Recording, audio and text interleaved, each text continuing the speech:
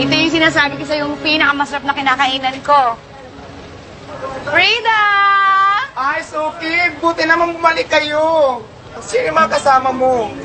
Si Tanggol, si Babol, si Emo, mga kaibigan ko. Si Frida nga pala siya yung may-ari ng pinakamasarap na parisan dito, di ba? Ako si Frida. Ako ang diwata ng parisan na to. Jowa mo? Eto? Hindi, oh. Hindi pa. Anong hindi pa? Hindi. Ito na rin. Itong dalawa sigurado ako magjowa to. Hindi po. Kaibigan ko lang po to si Bubbles. Ay, sayang. Kala ko pa naman magjowa kayo. Isang maganda at saka isang gwapo. Pa-order kami ng Paris mo. Sige, sige.